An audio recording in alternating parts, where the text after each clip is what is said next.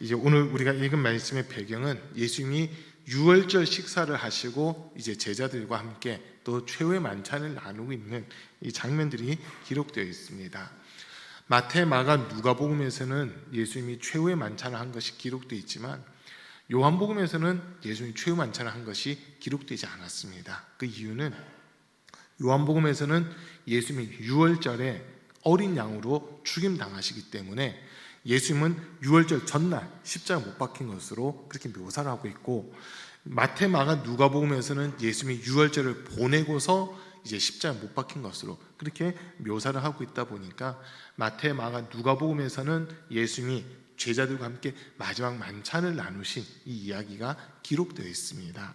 오늘 읽은 말씀 중에 15절 말씀을 보면 예수께서 그들에게 말씀하셨다. 내가 고난을 당하기 전에 너희와 함께 이 유월절 음식을 먹기를 참으로 간절히 바랐다라고 하는 이 말씀을 예수님이 하시는데, 이거는 이제 예수님이 자신이 죽으면 된다라고 한 것을 알고 계시다 보니까 이 유월절에 제자들과 함께 식사를 할 수 있을까, 그걸 가지고 많이 고민을 하기도 했고 또 그 식사 자리를 많이 기다리고 있었다라고 하는 이거를 우리가 먼저 엿볼 수 있습니다. 유월절은 이제 이스라엘 백성들이 430년 동안 애굽에 종살이하던 것을 마무리하는 그런 날이 어떻게 보면 유월절입니다. 하나님께서 애굽 땅에 10가지 재앙을 내리셨는데 그 10가지 재앙은 단순히 사람들을 괴롭혔다, 애굽을 망하겠다가 아니라 애굽이 섬기던 모든 신들을 심판하신 것이 10가지 재앙이었습니다. 근데 그 중에 마지막 10번째 재앙이 뭐냐면 장자의 죽음입니다.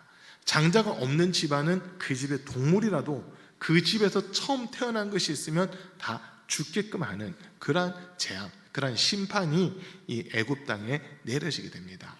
그때 하나님께서 이스라엘 백성들에게 하시는 말씀이 각 가정마다 양을 잡아라. 그리고 그 피를 문 임방과 설주에 바르고 피가 발려진 그 집 안에서 양고기를 구워서 급히 먹으라라고 하는 이 이야기를 하십니다. 이 양고기와 또 쓴 나물을 함께 먹는데 이 양고기를 먹을 때 삶아도 안 되고 날로 먹어서도 안 되고 불에 구워서 먹어야 된다라고 하는 이런 말씀을 하십니다. 이번 부흥회 때 강사님께서도 이 부분에 대해서 잠깐 말씀해 주셨는데, 그게 불에 태워서 먹어야 된 이유가 이제 레위기에 나와 있는 5대 제사들을 보면 그 번제, 속죄제, 속건제, 화목제, 소제라고 하는 이 5대 제사는 전부 다 불로 태워서 연기로 하나님께 올려드리는 그런 제사였습니다. 그러니까 지금 유월절날 양을 잡는 것도 역시 하나님께 이 제사를 올려드리는 그런 의미였다라고 하는 것을 우리가 말씀을 들었습니다. 자, 그래서 이 유월절 음식이다 하면 다른 게 아니라 양고기와 쓴나물, 그리고 이제 그 다음 날부터 일주일 동안은 무교병이라고 해서 누룩을 넣지 않은 그 전병들을 먹는 이런 절기입니다. 그러니까 지금 유월절 식사를 한다라고 할 때는 그 앞에 양고기와 또 쓴 나물들이 놓여져 있었다라고 하는 것을 우리는 먼저 생각해 볼 수 있습니다. 그렇게 식사를 하신 이후에 예수님께서 이제 잔을 드시고서 제자들에게 돌리시면서 이것을 받아 마셔라. 그리고 또 떡을 떼주시면서 이거를 받아 먹으라. 이것은 너희를 위해 내주는 내 몸이다. 이거를 행할 때마다 나를 기억하여라, 또 기념하여라라고 하는 이 말씀을 하십니다. 떡을 돌리시고 나서 그 다음에 다시 잔을 들고 축복기도 하신 다음에 제자들에게 주시면서 이것은 너희를 위해 흘린 내 언약의 피다, 내 피다. 새 언약의 피니까 이를 먹고 마실 때마다 나를 기억하고 기념하여라라고 하는 이 말씀을 예수님이 하고 계십니다. 이제 우리가 오늘 단어 말씀 중에서 기억하셔야 될 단어가 있다면 기억과 기념이라고 하는 이 두 단어입니다. 기억과 기념인데 이건 제가 좀 이따 다시 설명하고, 오늘 말씀 중에서 이렇게 보면은 지금 예수님께서 제자들과 떡을 나누실 때 또 떡과 포도주를 나누시는데 언약이라고 하는 이 말씀을 지금 하고 있습니다. 언약은 하나님과 사람 사이에 약속을 맺는 이 부분이 제일 크고요. 또 사람과 사람 사이에서도 언약을 맺긴 하는데, 사람과 사람 사이에서 맺는 언약은 우리 서로 전쟁하지 맙시다, 우리 서로 화목합시다, 화친합시다 라고 하는, 그럴 때 언약을 맺습니다. 근데 언약에 맺을 때 반드시 있어야 되는 게 있는데, 그게 뭐냐면 피를 중간에 놓고 양쪽이 언약을 맺는다라고 하는 겁니다. 하나님께서 이스라엘 백성들과 언약을 맺으실 때, 이제 성경의 구약에 보면 하나님이 사람과 언약을 맺으신 장면이 몇 장면이 기록되어 있는데, 제일 먼저는 아브라함과 언약을 맺으십니다. 아브라함과 언약을 맺으시면서 내가 너를 지목하여 불렀다, 너를 통해 세계 모든 민족이 복을 받게 될 것이고, 너를 축복한 자에게 내가 복을 주고 너를 저주한 자에게 내가 저주를 내릴 것이다, 내가 너를 통해 세계 모든 민족을 다스릴 지도자가 나오게 해주겠다는 그 약속을 하면서 아브라함을 부르십니다. 그때 아브라함과 언약을 맺으시면서 하나님이 아브라함에게 짐승을 준비하라고 하시는 이 말씀을 하십니다. 특별히 아브라함이 이제 99세 됐을 때, 그때까지 자녀가 없었는데 하나님께서 아브라함, 내가 너와 언약을 맺을 터이니 너는 송아지와 양과 염소, 비둘기를 준비해서 한 산으로 올라가라라고 하는 그 말씀하시면서 그 짐승들을 잡아 죽이면 제사를 통해서 하나님과 언약을 맺게 됩니다. 큰 민족을 이루게 해주겠다, 그리고 너희 자손이 하늘의 별과 같이 바다의 모래와 같이 셀 수 없이 많아질 것이다, 그 약속을 주시는데, 그 약속을 할 때 아브라함이 준비해야 되는 것은 짐승의 피를 준비해야 되는 이 모습들이 있었습니다. 또 두 번째로 생각할 수 있는 언약은 모세를 앞세워서 하나님이 시내산에서 이스라엘 백성들과 맺는 언약입니다. 그 언약의 내용은 나는 너희의 하나님이 될 것이고 너희는 나의 백성이 될 것이다, 내가 너희를 버리지 않고 떠나지 아니하며 영원토록 너희와 함께 할 것이다 라고 하는 이 약속을 이루는 겁니다. 이거를 위해서 하나님이 아론을 제사장으로 세우시고, 그리고 짐승을 준비해서 하나님 앞에 불살라 드리는 제물을 올려 바쳐라라고 하는 이 말씀을 하시면서 언약을 맺으십니다. 그리고 또 성경에 나와 있는 세 번째 언약은 다윗과 하나님이 맺으시는 언약입니다. 다윗에게 너희 왕위가 영원토록 이어질 것이다, 너는 성전을 건축하지 못하지만 너에게 몸에서 나는 아들, 너 뒤를 이을 왕이 성전을 건축할 것이다, 그리고 그 이름이 영원토록 이어질 것이고 이 왕위가 영원토록 이어질 것이다 라고 하면서 하나님이 다윗과 또 언약을 맺으십니다. 아브라함과 맺은 언약이든 모세를 통해서 이스라엘 백성들과 맺은 언약이든 다윗과 맺은 언약이든 이 모든 언약에는 짐승을 잡아 죽이면서 피를 흘림으로써, 그 피는 생명이니까 이거는 하나님이 어떻게 보면 생명을 걸고 약속하시는 그런 부분들이 이 언약이다라고 하는 겁니다. 자, 그런데 오늘 읽은 본문에서 보면 예수님이 하신 말씀이 지금 앞으로 내가 이거는 절대 하지 않겠다라는 것을 두 가지를 말씀한 게 있습니다. 하나는 앞으로는 내가 유월절 음식을 먹지 않을 것이다 라는 거고, 두 번째는 포도에서 난 것을 마시지 않을 것이다 라고 하는 이 두 가지 이야기를 지금 하고 있습니다. 왜 이런 말씀을 하셨을까 했을 때, 예수님은 자신의 죽음을 통해서 이제 하나님과 사람 사이에 새로운 언약을 맺기를 원하셨기 때문에 예수님이 그 언약의 주체가 되시다 보니까 이제 유월절 양식이라든지 포도에서 난 것을 먹지 않겠다라고 하는 이 이야기를 하고 계시는 겁니다. 그러면서 이제 제자들에게 떡을 떼주시고 잔을 돌리시면서 하신 말씀이, 이 떡은 내 살이다, 내 몸이다, 그리고 이 잔은 내 피다라고 하는 이런 말씀을 하십니다. 제자들은 이 떡과 포도주를 받으면서도 어리둥절해하고 이게 도대체 무슨 말인가라고 하면서 지금 좀 의아해하는 이런 상황들이 이어지고 있는데, 요한복음 6장에서 예수님이 보면 해변에서 사람들에게 떡을 나눠주신 장면이 기록되어 있습니다. 우리가 잘 아는 오병이어 사건입니다. 베세다 들녘에 많은 사람들이 와 앉아 있는데 그들이 하루 종일 예수님을 쫓아다니다 보니까 기진맥진하고 있는 겁니다. 이제 해가 뉘어지려고 하는데 이 사람들이 돌아가라고 하려니까 이 사람들이 가다가 지쳐서 쓰러질 것 같은 이런 모습들 때문에 예수님이 제자들에게 이 사람들에게 떡을 좀 먹을 것을 나눠주라라고 명령하십니다. 그때 이제 제자들은 막 수소문을 하는데 한 제자는 이렇게 이야기합니다. 주님, 이 사람들에게 떡을 조금씩만 나눠준다 하더라도 200데나리온어치의 떡을 사야 먹을 수 있을 것 같습니다라고 하는 이야기입니다. 그거 말고 또 없냐 찾아봐라 했을 때 작은 아이 하나가 자기가 어떻게 보면 간식거리로 가져온 거예요. 식사거리가 아니라 간식거리로 가지고 온 물고기 2마리와 작은 물고기입니다. 작은 물고기 2마리와 보리떡 5개를 예수님께 내놓습니다. 예수님께서는 그것을 받으시고 하늘 우러러 축복하며 기도하신 후에 그 사람들로 하여금 50명씩 혹은 100명씩 앉게끔 하시고 나서 그 떡과 물고기를 제자들에게 떼어서 나눠주십니다.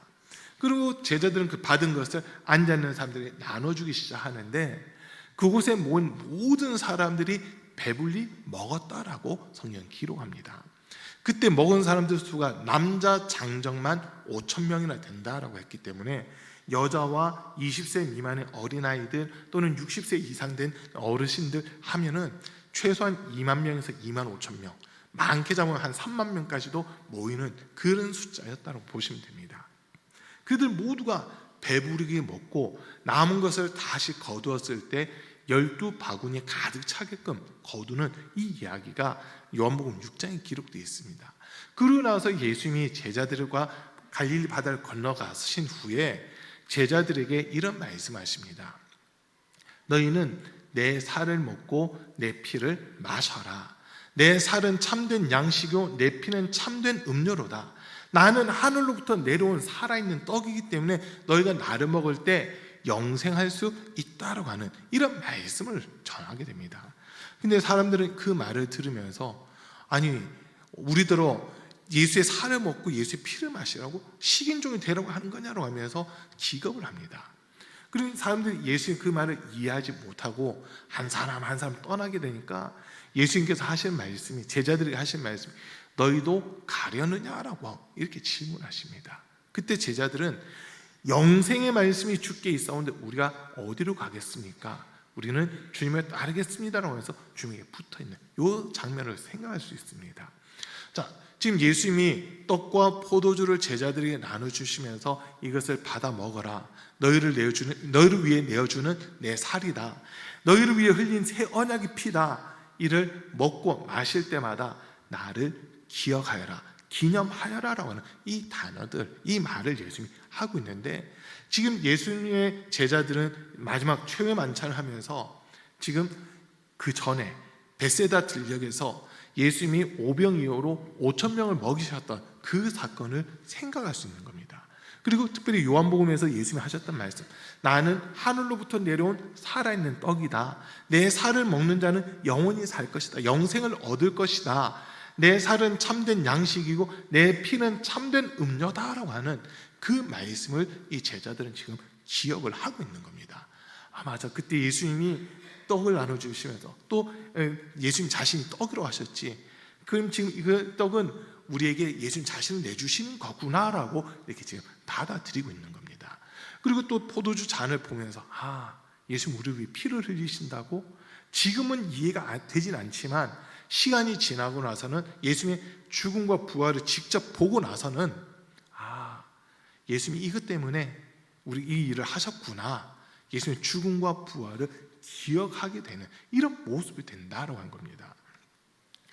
이제 오늘 중요한 단어가 기억과 기념이라는 이 단어인데 사전을 찾아봤습니다. 기억은 도대체 뭘까? 기념은 뭘까?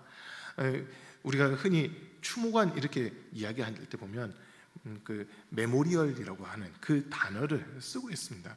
그 추모관, 기념관이라고도 하고 추모관이라고 하는데 돌아가신 분을 기억하기 위한 마지막 장소, 그런 뉘앙스로 이렇게 단어를 쓰고 있는데 기억이라고 하는 단어와 기념이라는 단어가 좀 차이가 있습니다. 차이가 있는데 기억이라고 했을 때는 어떤 사건이나 어떤 사람이나 사물 이런 것들을 내 마음 속에, 내 생각 속에 이렇게 저장시켜 놓는 거, 그걸 어떻게 보면 기억이라고 합니다. 그래서 다른 사람들과 이야기할 때 그때 내 속에 있는 기억된 것들을 끄집어내서 이야기를 하는 이런 모습들이 있는데, 사건 또는 사물, 사람에 대한 것을 내가 간직하겠다, 마음속에 간직하겠다라고 하는 거, 이게 기억이라고 하는 단어입니다.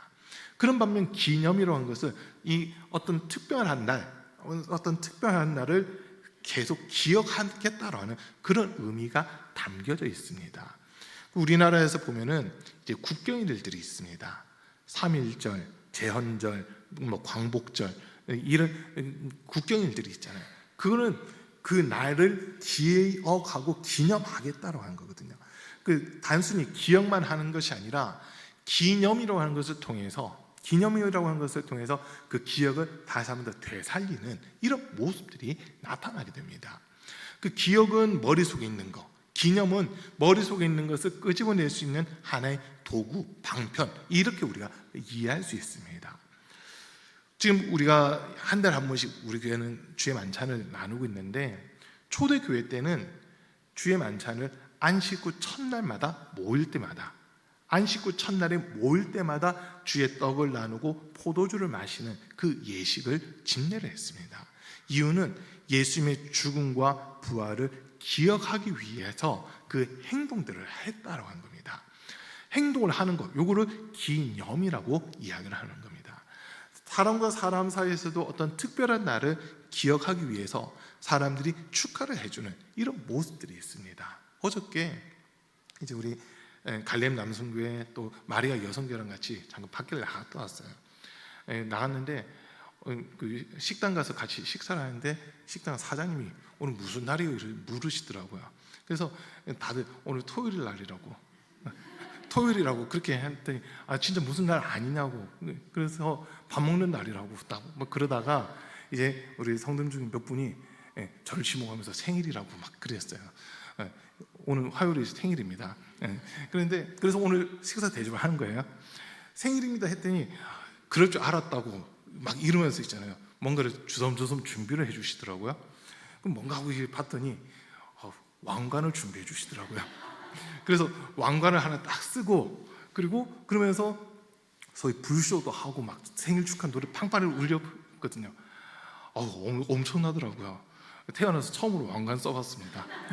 태어나서 처음으로 왕관 딱 쓰고 생일 축하 노래 받고 했는데 신기하더라고요. 신기한 경험을 한 거예요.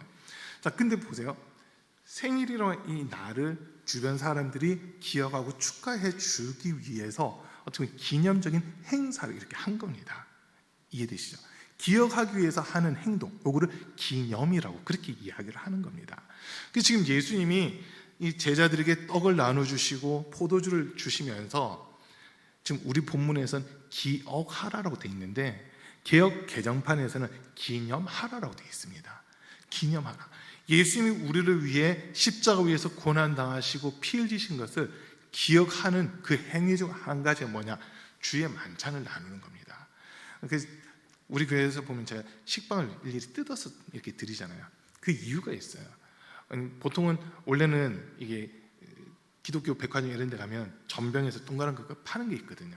그거 좀 많이들 하는데, 그거 하면 되게 간편하긴 합니다. 그런데 예수님의 살을 찍고 그 살을 내가 받는다는 그런 의미가 좀 이게 희석이 돼 있는 것 같아요. 그러다 보니까 식빵을 제가 이렇게 직접 뜯고 한 분 한 분 나오실 때마다 조금씩 뜯어서 주면 그 뜯겨지는 모습이 그 예수님의 고난을 기억할 수 있는 그런 부분이 된다는 거거든요. 그래서 일부러 제가 뜯어서 드리는 거예요. 옛날에는 어렸을 때 이렇게 보면 다른 교회들은 성찬식 할 때 카스테라를 조각조각 내가지고 한 조각씩 먹게끔 하잖아요. 근데 예수님의 살을 뜯는다는 이 의미에서는 또 좀 벗어나 있더라고요. 그러다 보니까 어떻게 하면 예수님을 더 기억할 수 있을까? 어떻게 하면 예수님이 날 구원하신 그 희생을 더 기억할 수 있을까? 고민하다가 직접 빵을 뜯어주는 걸로 제가 이렇게 선택을 한 겁니다. 우리 성도님들이 오셔서 이렇게 떡을 받으실 때도 보면 어떤 경우는 이 빵이 되게 잘 뜯어질 때가 있어요. 쭉 하고 찢겨질 때가 있거든요. 그럴 때는 이게 진짜 주님 살 뜯는 듯한 그 느낌이 들어요. 근데 어떤 때는 말 그대로 뜯어내야 되는 그런 경우들도 있더라고요. 어쨌든 이 하나의 행위를 통해서 우린 기억을 하는 겁니다. 예수님이 이렇게 살을 찢으셨구나, 예수님께서 이렇게 피를 흘리셨구나라고 하는 것을 우리는 기억하면서 기념을 하게 되는 겁니다. 예수님의 죽음은 일반 사람들의 죽음과는 다른 죽음입니다. 어떤 한 신학자가, 몰트만이라는 신학자가 한 책을 썼는데, 그게 오래전에 쓴 책입니다. 오래전에 책을 썼는데 20세기 최고 신학자라고 불려지는 사람이 세 사람이 있는데 그 중에 한 명이 이 몰트만이라는 신학자입니다. 희망의 신학자라고도 불려지고 조용기 목사님이 몇 번 만나기도 했던 그런 신학자인데, 그분이 책을 썼는데 책 제목이 십자가에 달리신 하나님이라는 제목의 그 책을 썼어요. 이게 논문인데 그 제목만 봐도 막 섬뜩섬뜩하잖아요. 저와 여러분들의 죽음은 우리의 죄값이라고 이야기할 수 있습니다. 죄의 값은 사망, 욕심이 잉태한 즉 죄를 낳고 죄가 장성하여 사망을 낳는다라고 성경은 우리에게 알려주다 보니까 이 땅에 살아가는 모든 사람들은 자신의 죄값으로 사망에 이르게 된다라고 하는 겁니다. 그러나 예수님의 죽음은 자신의 죄 때문이 아니라 온 인류의 죄를 대신 뒤집어 쓰시고 대신 죽는 희생이었습니다. 이 희생이라는 말을 이때 쓰는 거예요. 아무 조건 없이 내가 죽음으로써 다른 사람이 살아나야 그게 희생이 되는데, 나는 죽었지만 다른 사람이 사는 게 아무것도 없어요. 다른 사람에게 뭔가 선한 영향을 끼친 게 없어요. 그건 사실 희생이 아니거든요. 예수님은 자기 자신이 누구신지를 정확하게 알고 계십니다. 우리가 성경을 놓고 보더라도 빌립보서 2장에서는 그는 근본 하나님과 본체시다라고 이야기를 했고, 또 복음서들 쭉 읽어보면 예수님의 사형을 집행했던 백부장이 마지막 순간에 이분은 참으로 하나님의 아들이셨도다라고 하는 이 고백을 합니다. 또 이 부활하신 예수님을 만났던 제자들 가운데 도마라고 하는 제자가 나의 주님이시오 나의 하나님이십니다라고 하는 그런 고백을 하기도 합니다. 베드로는 주는 그리스도시요 살아계신 하나님의 아들이십니다라고 이런 고백을 하면서 예수님이 하나님과 동등한 분이시다, 더 나아가서 예수님은 완전한 하나님이시고 또 완전한 사람이다라고 하는 것을 우리가 고백을 하고 있습니다. 그러니까 예수님은 개인으로서 죽임 당하신 것이 아니라 하나님으로서 온 백성들, 온 인류의 모든 죄를 다 뒤집어 쓰시고 대신 담당하시고 사망에 이르셨다고 한 겁니다. 그리고 이 땅에 사는 모든 사람들에게 살 수 있는 길을 열어주신 겁니다.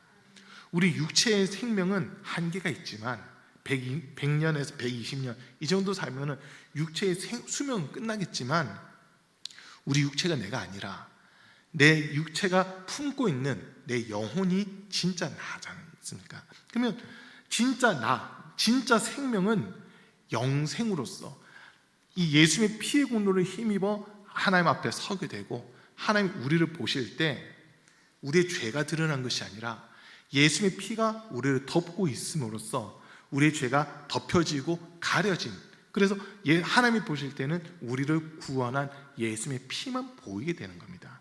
이 사람이 구원을 받는 겁니다. 예수님을 믿지 않는 사람은 자신의 죄가 그대로 들춰져 있지만, 예수님을 믿는 사람은 예수님이 보혈이 덮고 있기 때문에 그 죄가 더 이상 보이지 않는 이런 모습이라는 겁니다. 그래서 우리 주님이 우리를 보실 때 우리는 잘한 게 없습니다. 의롭다고 인정받을 만한 행위를 한 적이 없음에도 불구하고 하나님께서 우리를 보실 때 너는 의롭다, 너가 예수를 믿었으니 그것을 내가 의로 인정해 주겠다라고 하면서 우리를, 영혼을 주님 앞으로 인도해 주시는 겁니다. 하나님의 은혜라는 겁니다.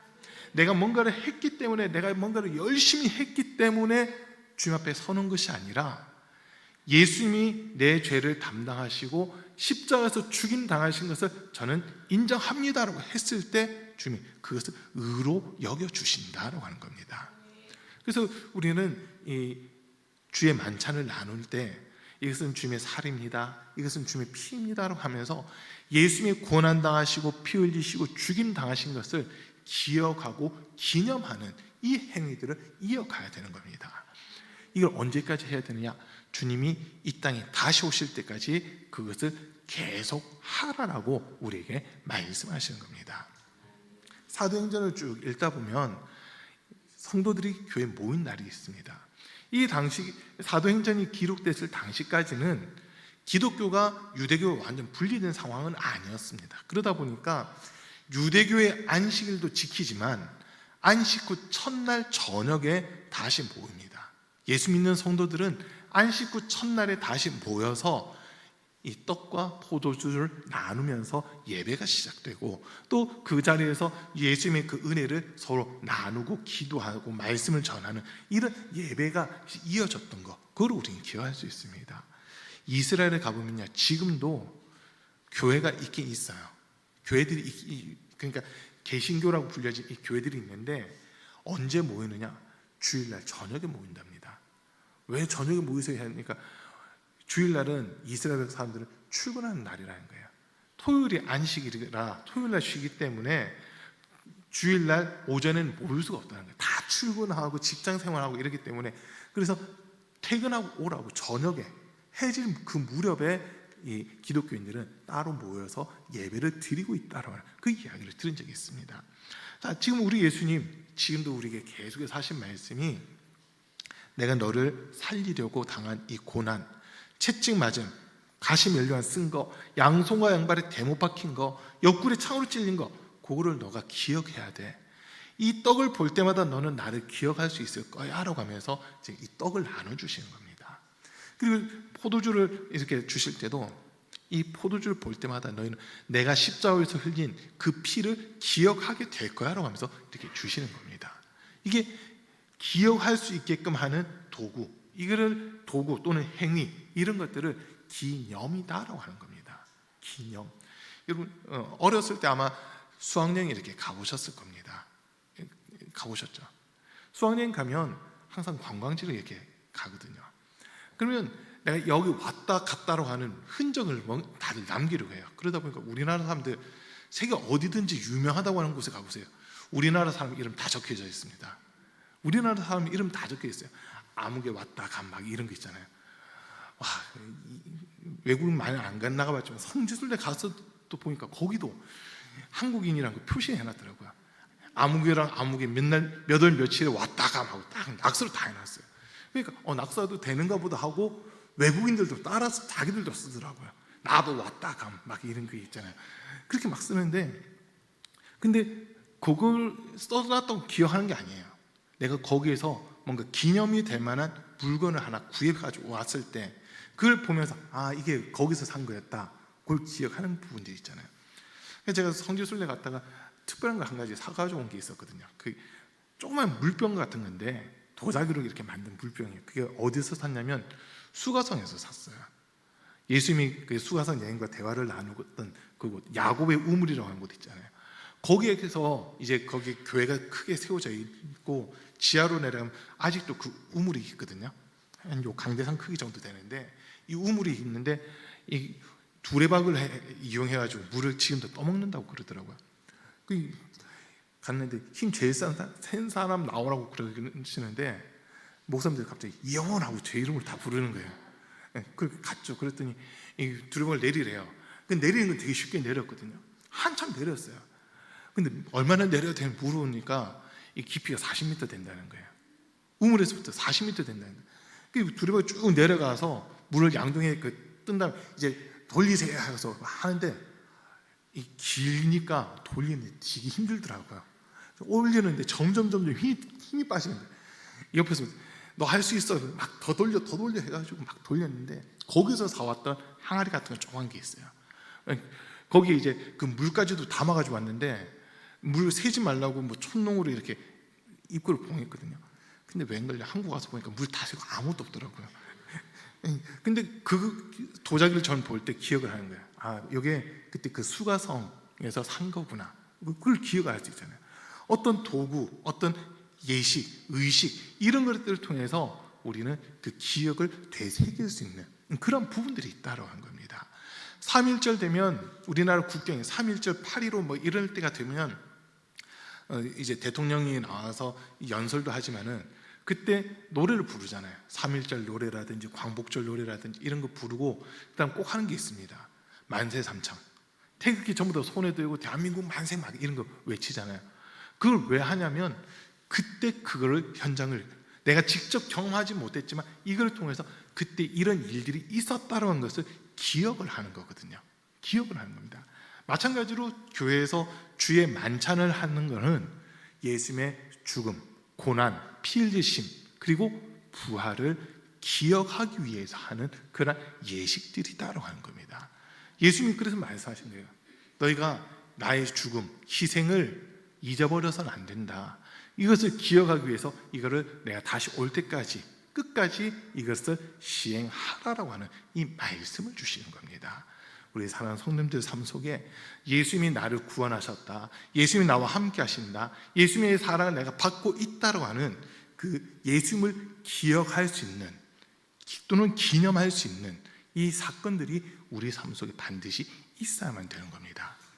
그게 오늘 말씀에서 보면 주의 떡을 나누고 떡과 포도주를 나눔으로써 예수님의 살과 피를 기억하고 기념하는 이 행위로 연결된다라고 하는 겁니다.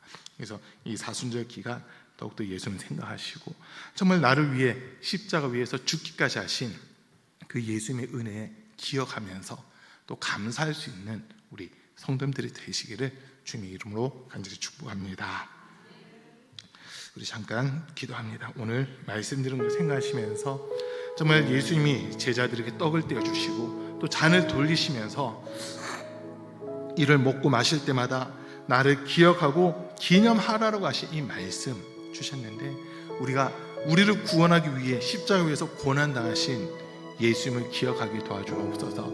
예수님을 잊어버리지 않게 하시고 주님께 더 가까이 나아갈 수 있는 믿음 더해달라고. 정말 주님 앞에 서는 날 예수님의 그 고난, 희생, 피 흘림을 기억했던 것 때문에 주님 앞에 의롭다 인정받는 우리가 되게 해달라고 주여 3번 부르고 잠깐 기도하겠습니다. 주여